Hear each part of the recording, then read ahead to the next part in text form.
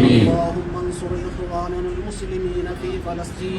آمين. اللهم انصر إخواننا المسلمين في فلسطين. آمين. اللهم انصر إخواننا المسلمين في فلسطين. آمين. في سائر البلاد يا رب العالمين. آمين. اللهم أيدهم بنصرك وقوتك يا ذا الجلال والإكرام. آمين. اللهم أهلك أعداء فلسطين. آمين. اللهم دمرهم يا قهار. آمين. أهلكهم يا جبار.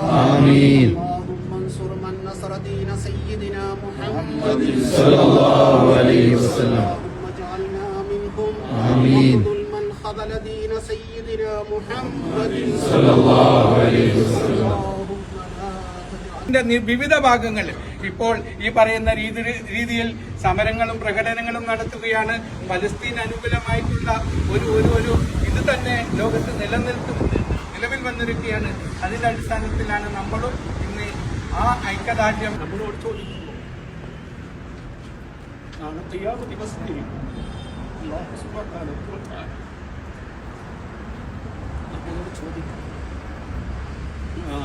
നിങ്ങളെ സഹോദരന്മാരാണ് മുസ്ലിം ഫലസ്തീനിൽ യാതൊരു അനുഭവമോ നിങ്ങൾ എന്ത് ചെയ്തു എന്ന് ചോദിക്കുമ്പോൾ നമുക്ക് പറയാം, അവരെ സഹായിക്കാൻ നമുക്ക് സാധിക്കും.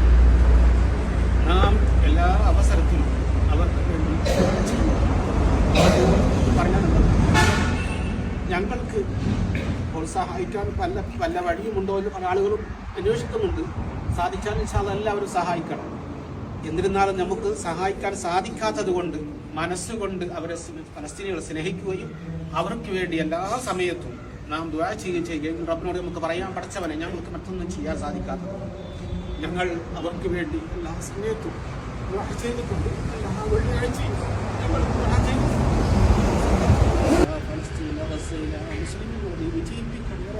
آمين.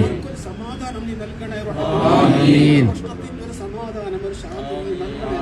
آمين. പരിഹാരം നീ നൽകണേ അല്ലാഹ്. آمين. നൽകണേ റഹ്മാനേ. آمين. റഹീമായ അല്ലാഹ്, നിന്നോട് ദുആ ചെയ്യല്ലാതെ ഞങ്ങൾക്കൊന്നും ചെയ്യാൻ സാധിക്കുന്നില്ല റഹ്മാനേ. آمين. നീ സ്വീകരിക്കണേ റഹ്മാനേ. آمين. ശത്രുക്കളെ നീ പരാജയപ്പെടുത്തണേ റഹ്മാനേ.